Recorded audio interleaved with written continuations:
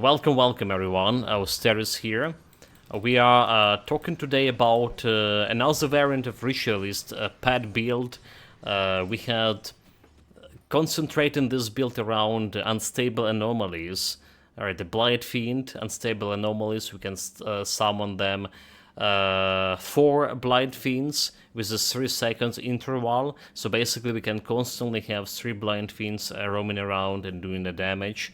And the damage type is poison acid.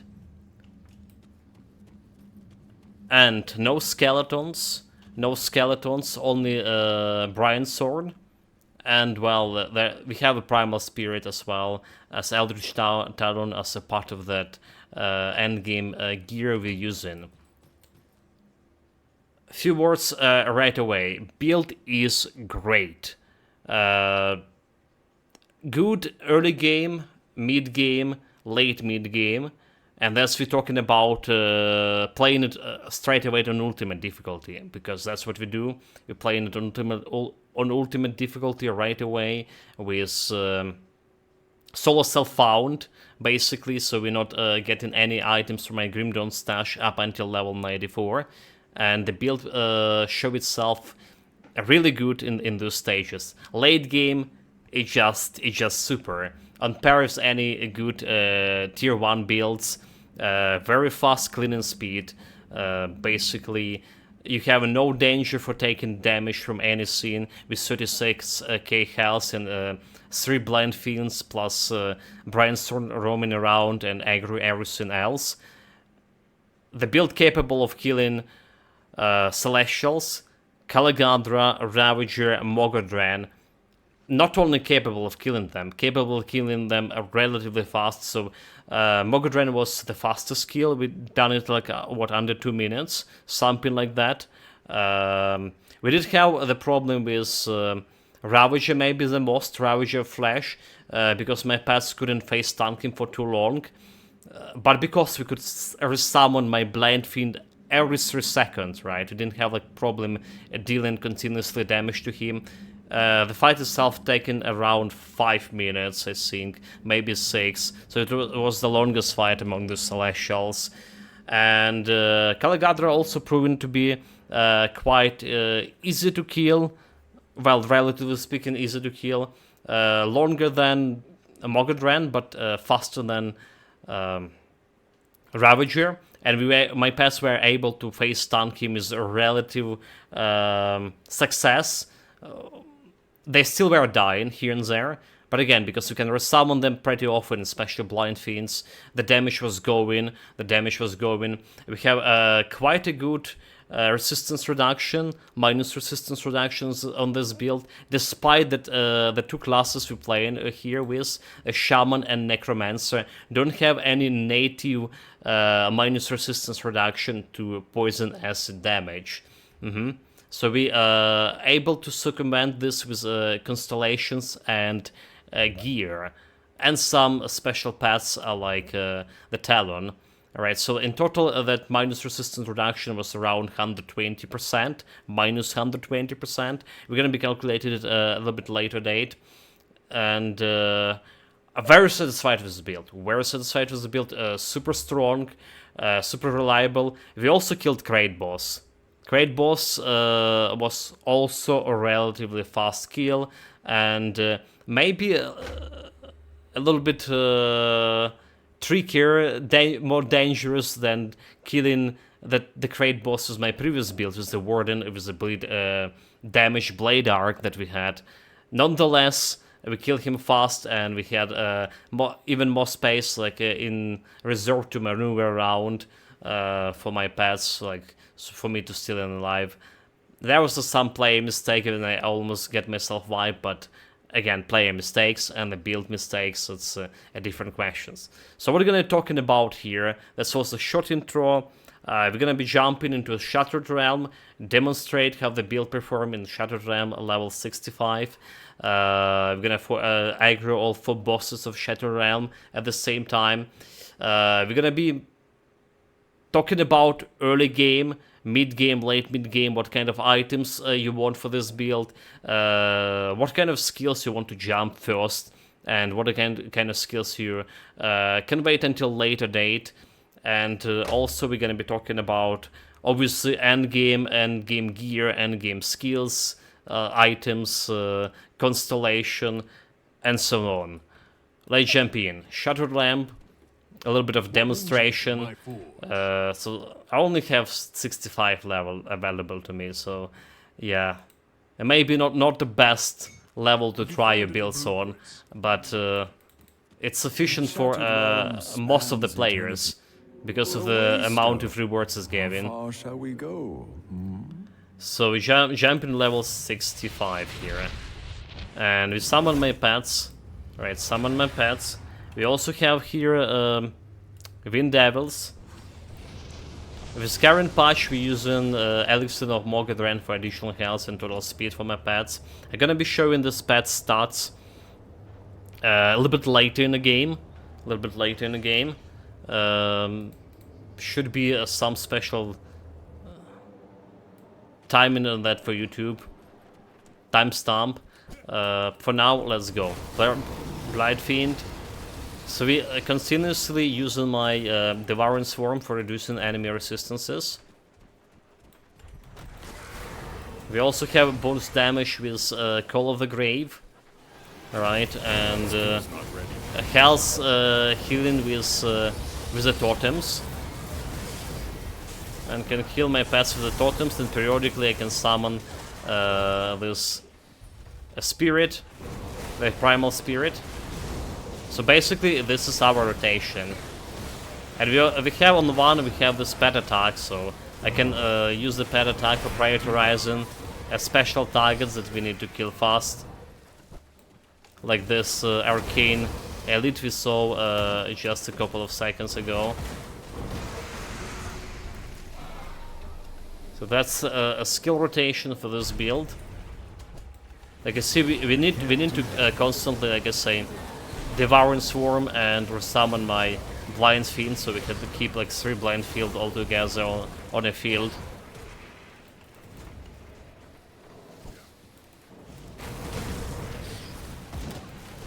That skill's not ready.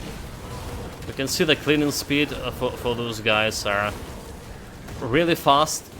Playing everything else like normal Korvac boss and all the normal content, excluding the celestial bosses, also very easy for this build to go through. We just steamrolling through that, like running around, enemies just dying, and that's what happened. Korvac died like basically in a seconds without doing much, without my health bar and my pet health bar moving at all. That was a Korvac fight.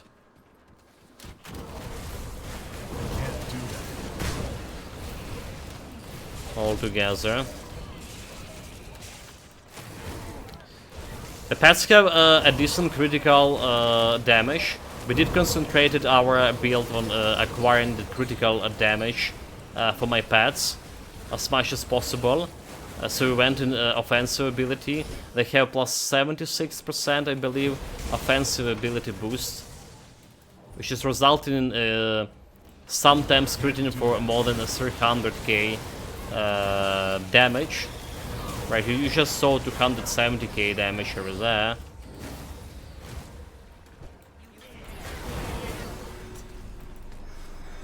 Okay, that's all boss time. Actually, we didn't move the timer that far, do we? Okay, so like I say, we want to pull all the bosses. And they were here. Oh wait, why there's only one? Wait, because, oh my god. Yeah. Because this is... Chat. Wait a minute, I didn't jump on a tier 65, right? I jump on on some, like, yeah. I don't even want this rewards. Okay, chat, sorry about that. I got the shard, but Shattered realms span. after the Waystone, right? 65. Sorry, it's supposed to be demonstrating of 65, right? I'm really apologize about this. There's the real challenge. Here we go. Here we go. A real deal. She's not gonna be any different from what you saw before, but we have like some big guys over here, Nemesis, right? And this is like a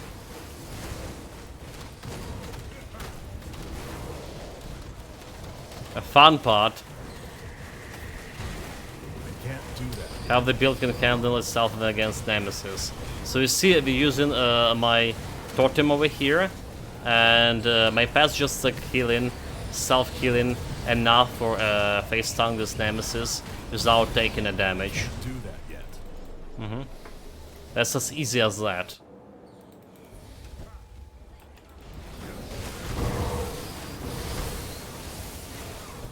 In fact, I think we going through this like faster than this normal one we were doing, tier 1. Yeah, for whatever reason I feel in... okay, hold it. I got like too close to be in danger over there. This is another Nemesis over there after all. I don't want him to face tank myself. Leave this to my pets. Alright, leave the face tank into the pets. Sometimes they can lose aggro, like this. They can retake it pretty fast. Where are you running, you go, right? I can't do that yet. There we go. It's dead.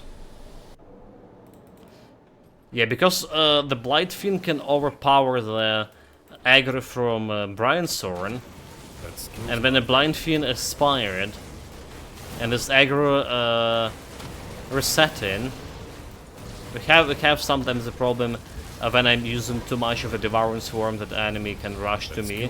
Usually not actually that big a problem with 36k health. It's literally, I was talking about this for a couple of days, it's the highest health build I ever had at this current date. Despite we played two different kind of two other different kind of ritualists before. We played a rituals with Pet's Vitality build, which was very tanky. Pets were very tanky, tankier than those.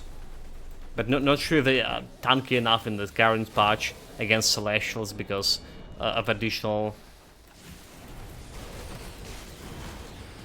you know, thunder damage, right? Okay, so we aggro all the boys over here. Aggro all the bad boys. And need to be careful not to get aggro myself. So just go and resummon, but stay away. Okay, concentrate on killing one boss at a time. That skill's not ready. The Talon taking damage. This is like away from. Okay, let's get him closer. But like they, I command them specifically to attack that guy.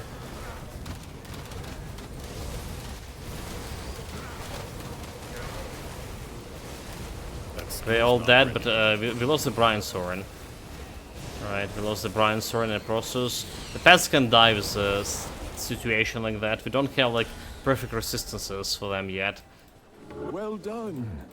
But that's enough of this. So that was a short demonstration. Supposedly be this short, but it's actually got longer than expected. In the Shattered Lamb 35, and we got pretty easy fights with the 4 bosses. Pretty easy for 4 bosses, that is.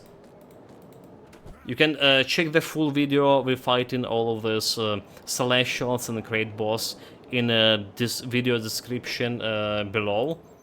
Right, this is just dropping you to the full stream when we go in through the part of that Forgotten Ghost DLC, and we jump in to that Celestial fights and the Great Boss after. Okay, so next is early game, mid game, and what to do with your build in this like well, conditions, right? So early game items. There's one item you absolutely want in the early mid game, most infrequent, easy to get, the Scorpius Pummeler. So it's giving you more critical damage to your Brian Sword and Blind Fiend, but it's also convert all the physical damage for both pets, for both of them, to acid damage, right? And poison acid damage, this was all this build about. I say you just must have it, but you actually don't. You actually don't. You don't need any kind of monster infrequent whatsoever. There's plenty of them. Monster infrequents there that are giving you pet bonuses and bonuses to Blind Fiend and Brian Sword at the same time. And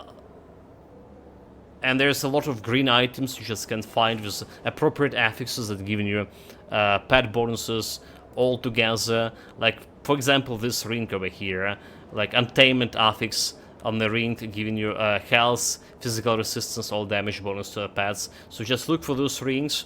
How we playing this build again? We jumping right on ultimate. In order to jump on ultimate, you need to buy the special items called Savor Merit from ultimate difficulty on other character. After using it, you unlock the previous difficulties and all the portals and all that skill and attribute rewards from a quest on lower difficulties. So basically you start in ultimate, but you can still jump on normal difficulty to the Forgotten Gods DLC and farm yourself the Scorpion Plumber or another monster infrequent you need for this build. Iron well spent. And speaking of another monsters infrequent you want, so let's jump really fast in the browser, and we're looking for Blind Fiend, because the Blind Fiend will be your ultimate skill you're gonna be using pretty often. At least I did use Blind Field all the time, so you can get a Blind Fiend around, I don't know, level 15 or something, and max it out. There is invest in that in stable anomaly after that. And let's see what we need. Apart from Scorpius Plumber, which is you can farm from a bunch of Corvan Scorpions, Death, Sting, and Sun Creeper. But I recommend farming from Duskkeeper. Duskkeeper is an easy way to get it. Is it dropping this Plumber or another Scorpion, Bludgeon or something it's called. And it's gonna be, you can check the map position, right? It's a boss that you need to kill for a quest, but it can be spawned without a quest. It's Valley of the Chosen. Alright, Valley of the Chosen, the Tomb of Arias. That's what you need to do. So we jump in on Korvac Reef City and get in to this tomb, like right over there.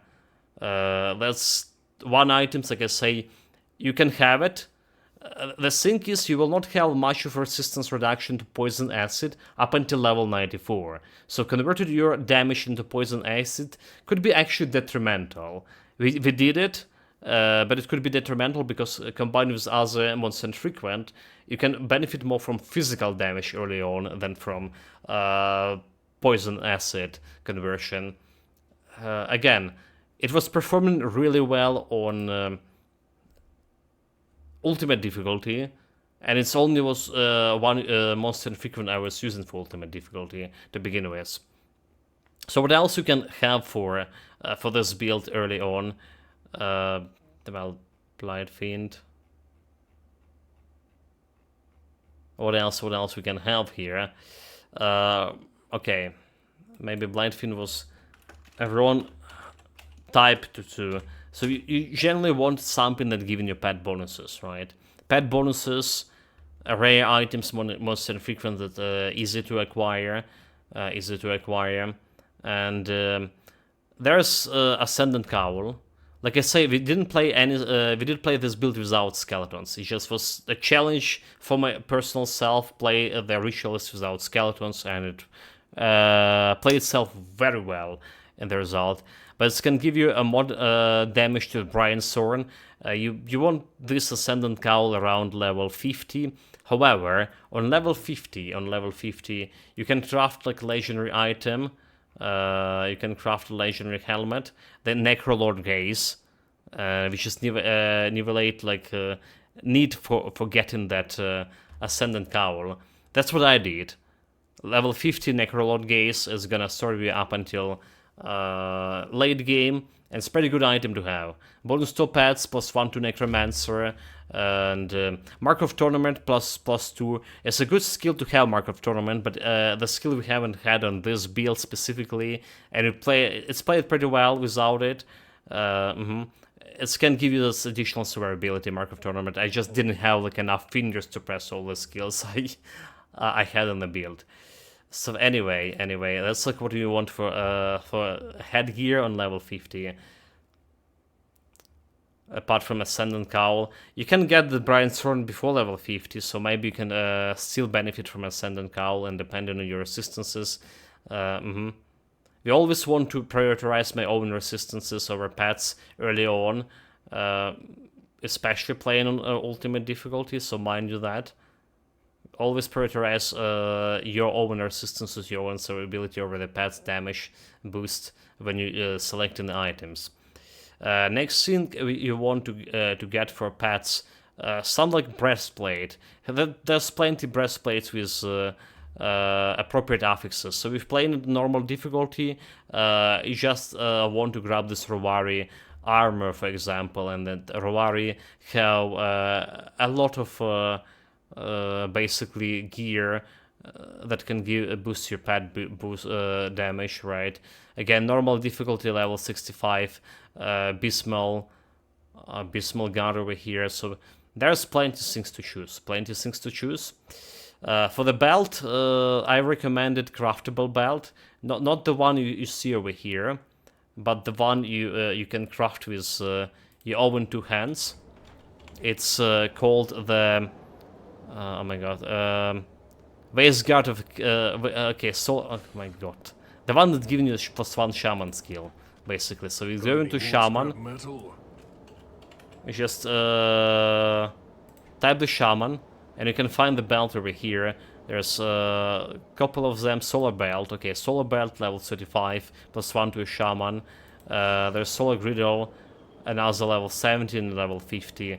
There's one for Necro as well, but Necro starting with level 65 over here for whatever reason. Yeah, it's not that great. So the Shaman, that's one that's giving you pet bonuses. And if you chicken out the pets, right, there's the one with Occultist that's giving you also pet bonuses.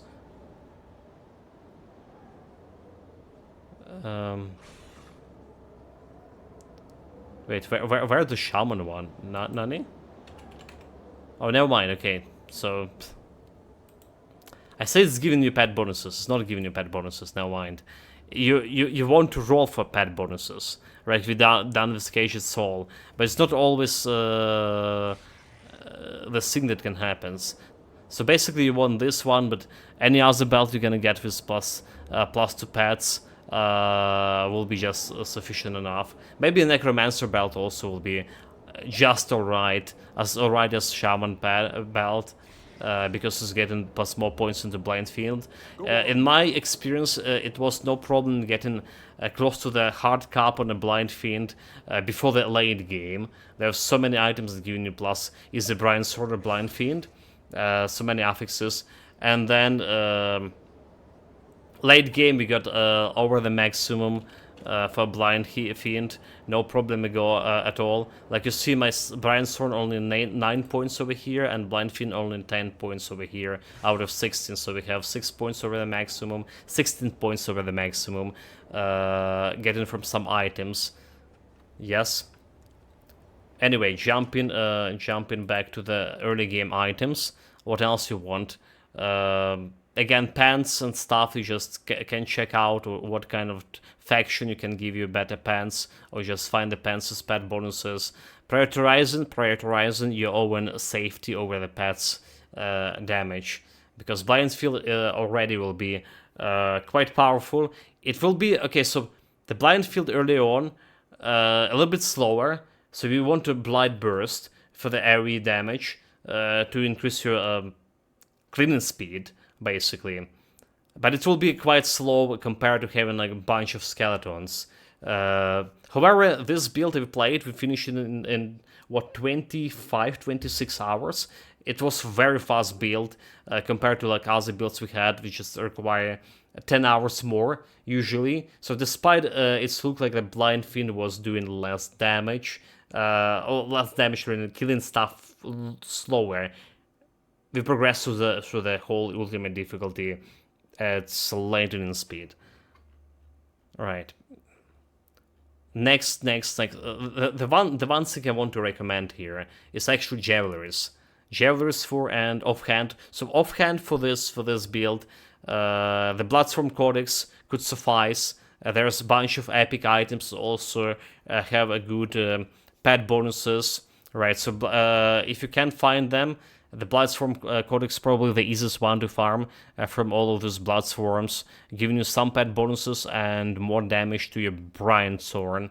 Alright, more points to Brian Thorn. It's just good thing. The Brian Thorn, even on hard cap, was underperforming, doing way less damage and have way less survivability compared to Blind Fiend, by the way. So just mind you can really rely on Blind Thorn that much. In the end, it's just there to get additional aggro when you lose your pets. So Blindsworn Singed, I was using it in late game, and it's a pretty good one to had early game as well. Right, Karos, the Siege of Cthulhu, and Sanosh, the Unraveled. You can get this guy, well, from basically from Karos. So it's a good bonuses for pets, and could be giving you good bonuses to your survivability, depending on the kind of affixes you're always. What you want specifically is Zarya Pendant, +1 to Shaman skills, right, and bonuses to pets. Shaman and pets, that you can farm. And I was using Hellion Crest for a while as well on this build, just for okay, not did I Hellion Crest? Hold it. No, not a Hellion. Okay, I did use Hellion Crest for this offensive and Primal Spirit more seconds, but Wendigo gains could be better there, depending. It's giving you like additional physical damage to Brian's sword, and that's why I was saying that you don't especially want to get this conversion physical into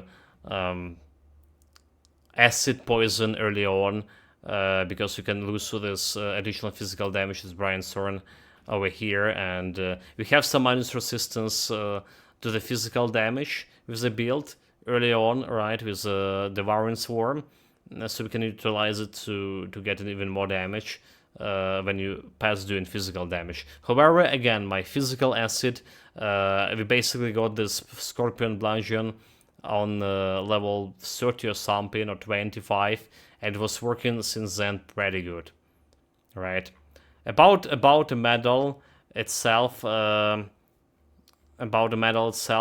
I do recommend as well to look into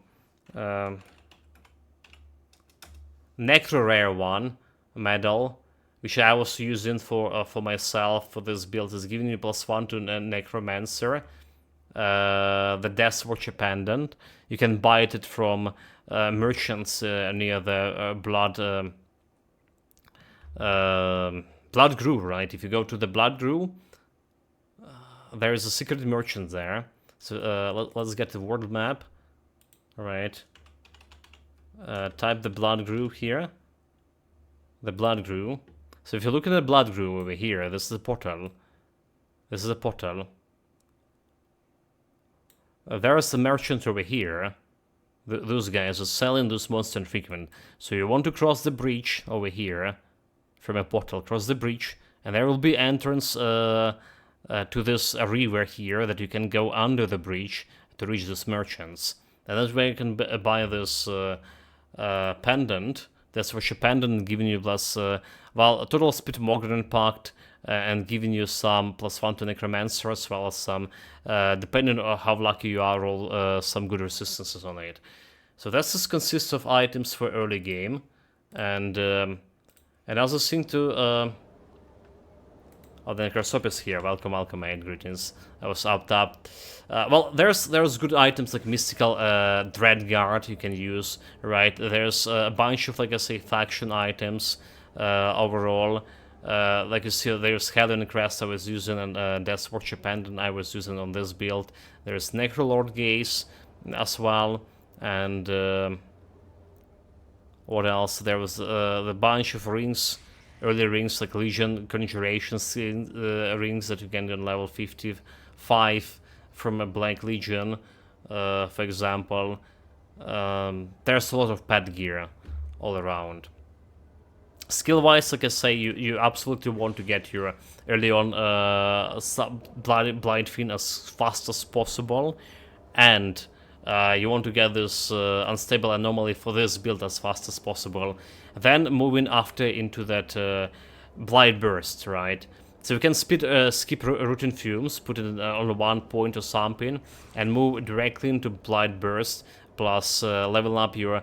So that's what we did, like we level up Necromancer tree, get the Blight Burst, glade the Master of Death, and after all we got all of this, only after like we moved to a Shaman and started investing into Brian's Thorn, Mogadon Pact, Heart of the Wild, right? We wanted Heart of the Wild and Orc Skin early on if you play on Ultimate. You don't need Orc Skin on normal.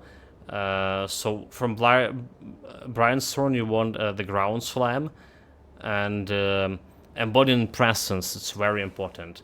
And later on you can add the Vendigo Totem.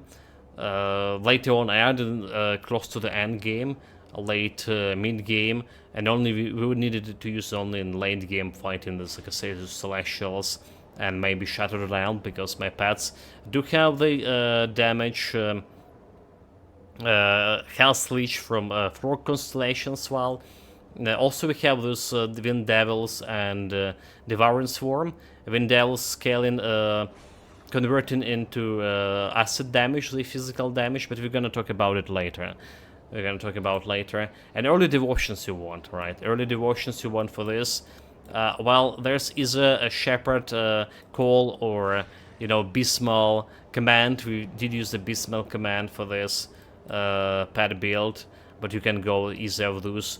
What you actually want, you want to get to the Mistress of Rumors, right, as fast as possible, so get the Rumor and start leveling it up, because this is giving you that poison acid resistance or as early as you can get, right?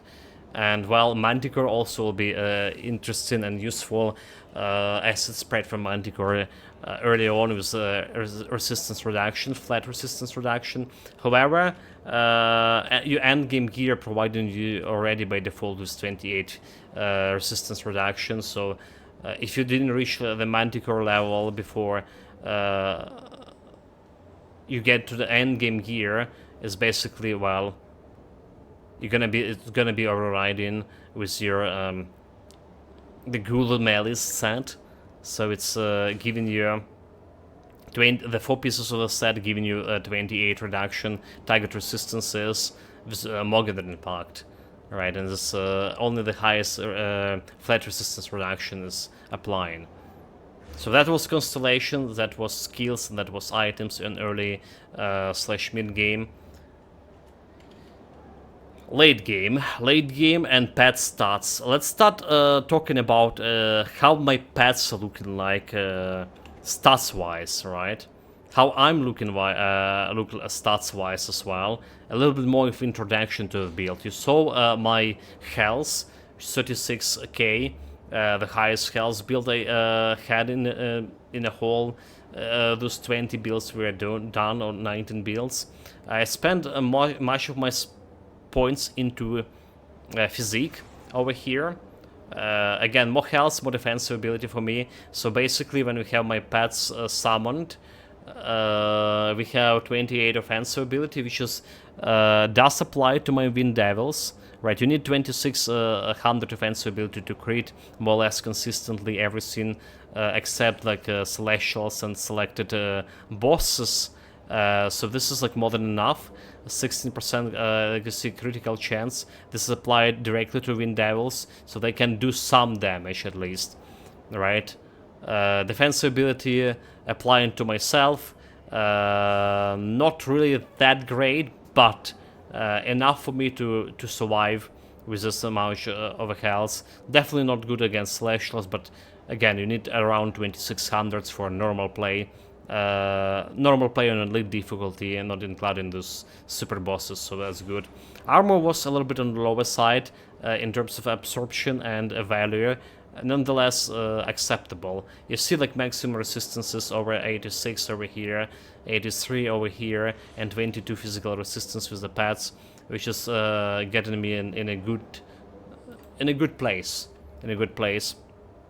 What else we cared about this build? We had a little bit of health regen here, surprisingly or not. We care about my total acid damage, 122%, which is again applying to my Wind Devils, right? And we have the same going with poison damage here, 1153%.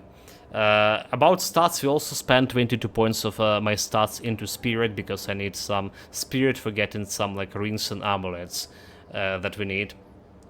And you can spend more of this, which is going to increase the damage of your Wind Devils. But again, in terms of damage, Wind Devils not doing that much of damage. I'm keeping them for a specifically additional resistance reduction instead of like doing any significant damage. So I prioritize health over that damage, which is we have plenty enough already. And the most important stats, the pet stats. Damage itself 1600s on the lower side. What we're interested here, attack speed 6300. Okay, so we obviously have more of this when we using my Call of the Grave. Alright, so more damage over here. Offensive ability plus 76, it was enough to crit more or less consistently against Celestials, so I recommended that. Physical resistance 20, that's with the emboldening presence from my Brian Sword, that you keep in Brian Sword for these buffs here. Elemental resistance were on lower sides, and bleeding resistance. Everything else is 80%, so we good. We did invest heavily in pet resistances as well. And my own freeze resistance is not really that great over here. Reflecting resistance, the pets doesn't even have reflecting resistance over here. But every time my pets would attack, even in end game with so much damage into enemy with reflective shields, they take literally no damage from it, from the reflection. So we're good on that part as well. So that's the stats. The gear. Let's jump on the gear right away. The cornerstone of the build is, like I mentioned before, the Scorpius Pummeler, which is convert this physical damage from my Brian Thorn and, more importantly, Blind Fiend into acid damage, right? And it's also relatives good affix here, Bestial Rage, giving me like additional offensive ability and all damage and attack speed for my pets. You can roll it even better, like with the two pet bonuses if you like, if you're lucky enough. We're using Vitriolix Gallstone on it for additional poison damage to your pets. Alright, bonus poison damage and acid poison damage duration for your pets, as well as abysmal control as rare augment, more health for me, more critical damage for my pets, and overall damage. That's what we're doing with this. Another crucial part of the build is the helmet, Circles of the Great Serpent. Why crucial? It's giving you minus 2 second reduction to your summon Blight Fiend. Right, so instead of 5 seconds, you have 3 seconds, and you can consistently keep 3 Blight Fiends with unstable anomaly on all the time. If you sometimes you can get like 4, right? Because our actual timing is here 2.7 seconds instead of 3. So like you can have 4 of them at once, but at 3 Blight Fiends consistently there. It's a big damage boost and big like aggro control over the map. over the, yeah. So this is very important piece of gear for the late game. Circle of a Great Serpent. It's a craftable item. You need a recipe for it. It's also giving you additional acid damage for your Blind Fiend, which is good. Plus one, two shamans, very good. Very good in general, and pet bonuses as well, with offensive ability, right?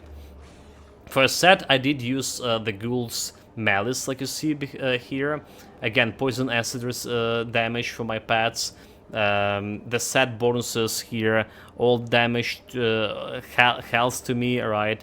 Additional Blight Fiend we can summon, which is you don't actually need with Unstable Anomaly, because, like I say, very rarely we can have like 4 Blight Fiends instead of 3 that we usually will have.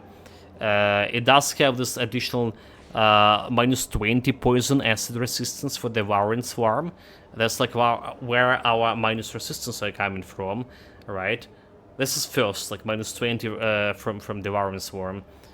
And it's also summon Eldritch Talon. It's additional pets with acid damage and additional minus 10 poison acid resistance, right? So just having this set giving you minus 30 poison acid resistance and 28 flat resistance reduction.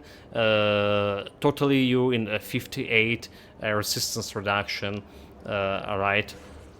It's already a huge number when Celestials have 95% poison resistance in general.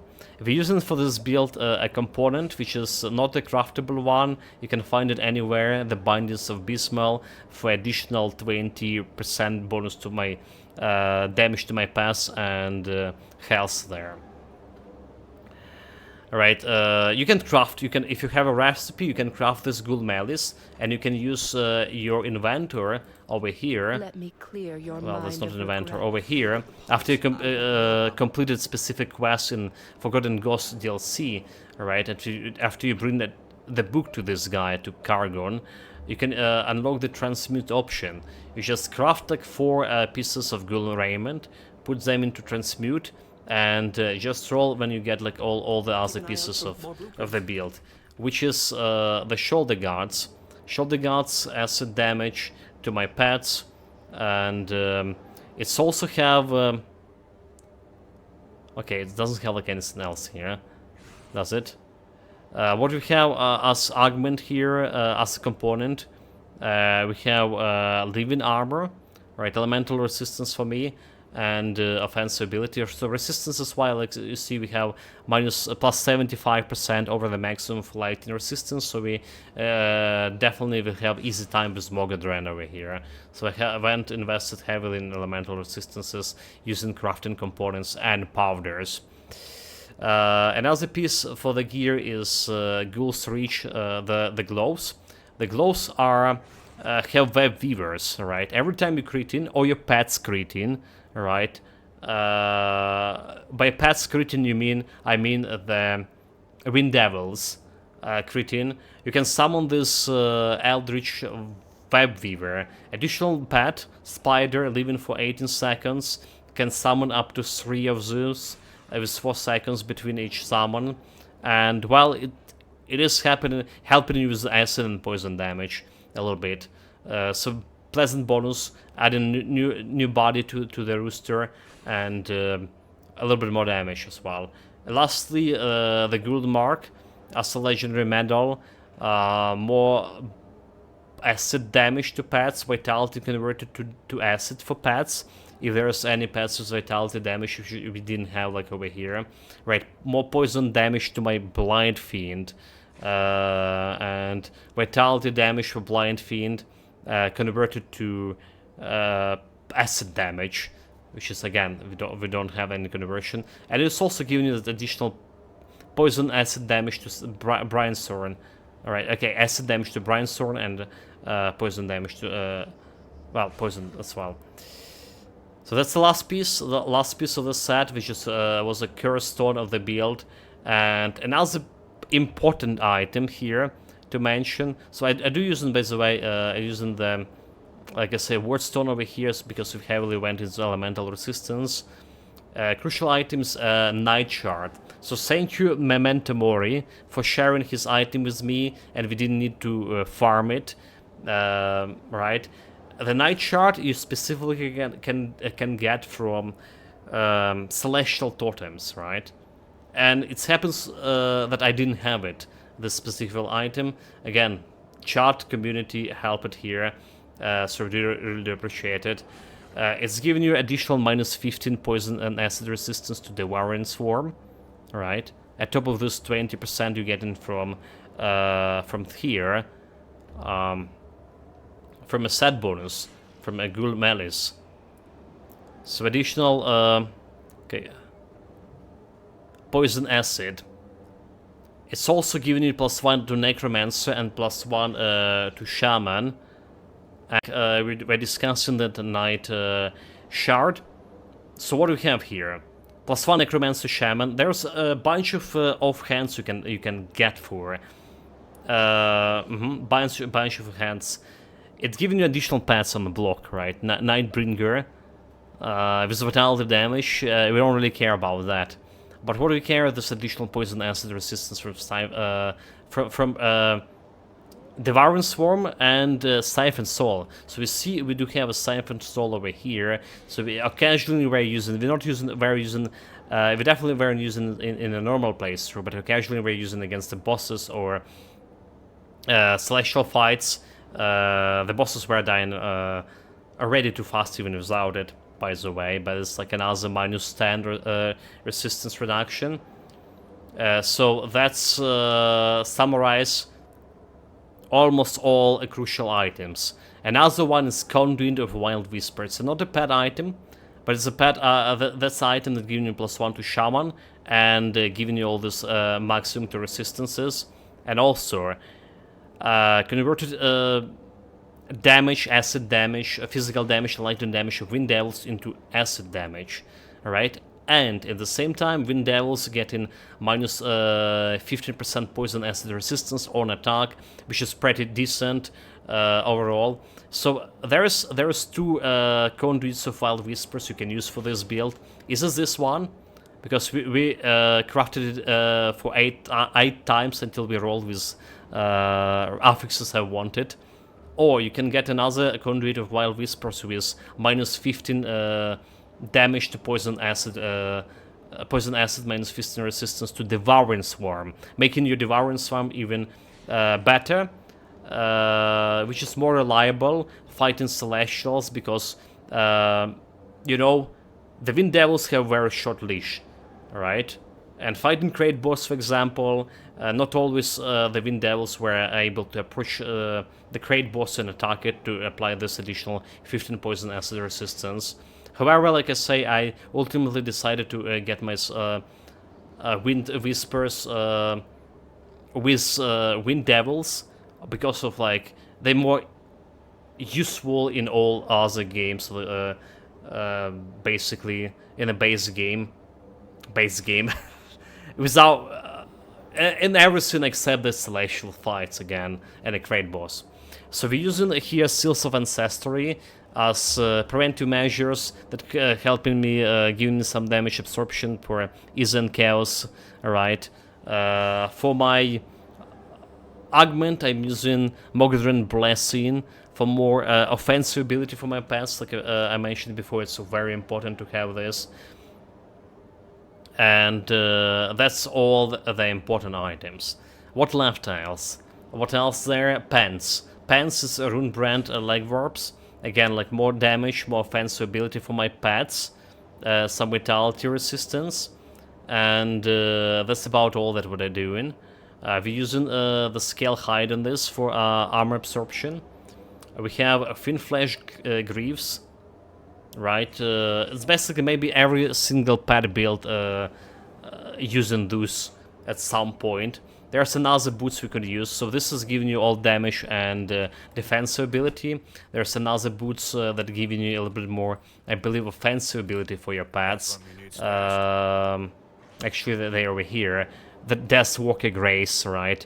7% offensive ability and health. But I ultimately decided to go with Thin Flash because we already were good on offensive ability for pets, and then damage, the flat damage was more important for me than this. It's safe with me. Plus, Promise. Blight Burst was also good to have.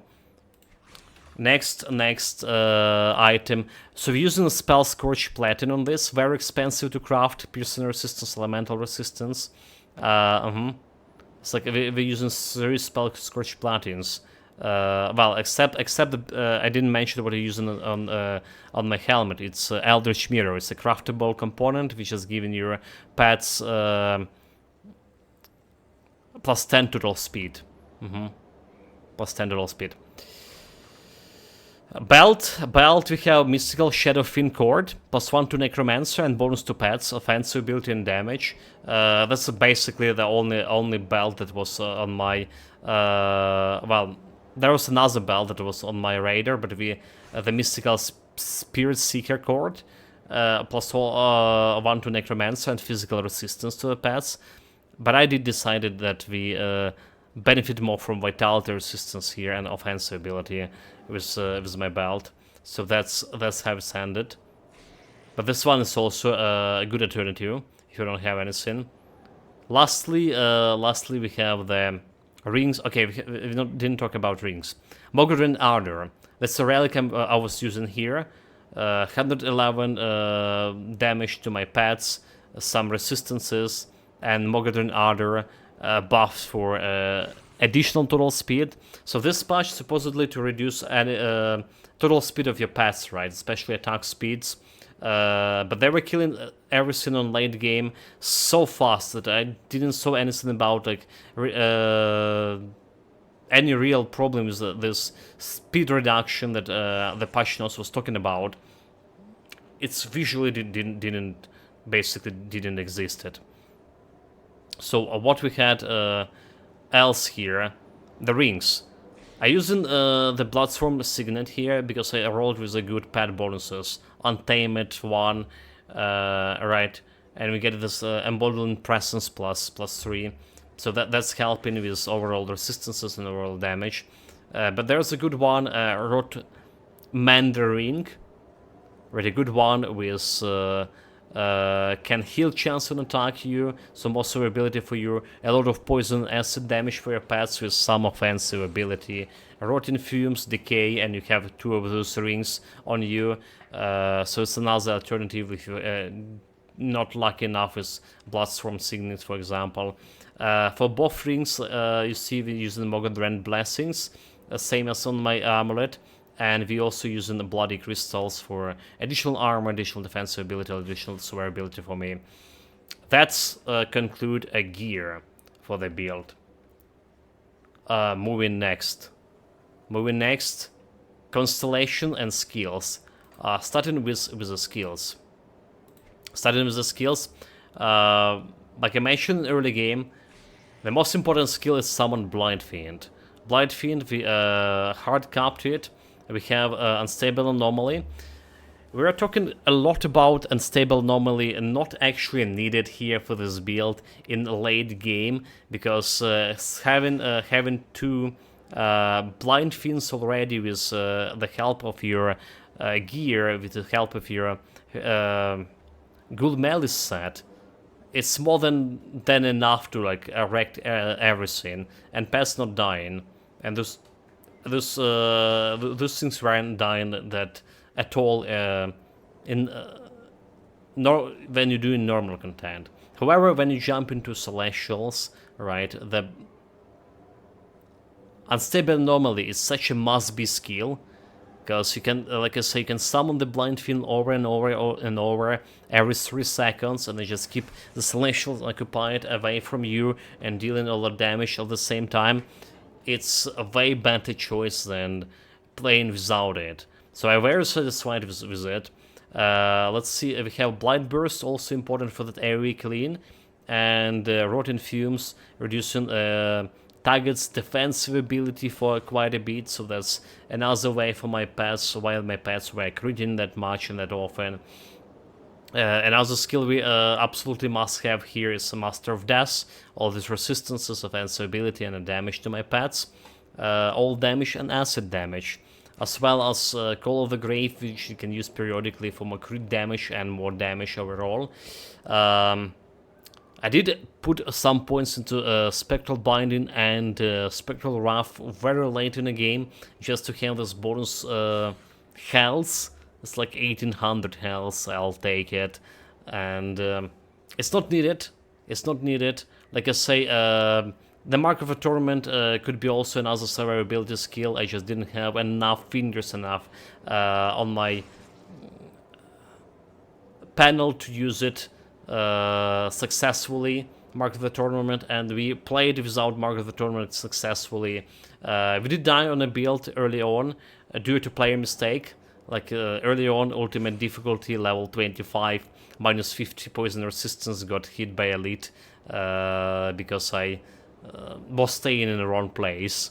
Right, my pets had aggro, but I just that poison damage is spread. And then we died like another time, like going through the desert to the great boss. I got lost and panicked. But overall, the build is very much suitable for a hardcore playthrough because it's very reliable, have very great survivability. Right? It's just, player skills sometimes does matter, players' mistakes. So what else we have in Necromancer? We have Siphon Soul for that additional minus 10 reduction to poison acid resistance.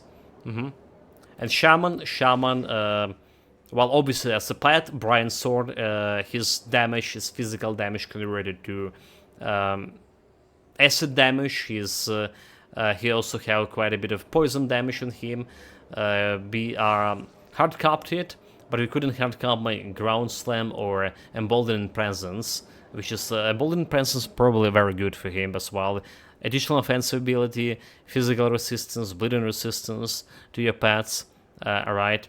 We periodically had Primal Spirit, which is, was doing some damage, but it's like physical damage. Right, it's physical damage and not an acid. So it's an additional body with couple of it does have tail strike with poison damage, so that did help spread more poison. Devouring Swarm on 1 point here. We just needed it for like a save that reduction of poison acid damage. Mogridren Pact 1 point here. 1 point we get like 12 more from a gear. What more important, Heart of the Wild and Orc Skin for me later on for more protection for me and my pets, because the Orc Skin protects your pets, giving this like additional Ether and piercing resistance as well.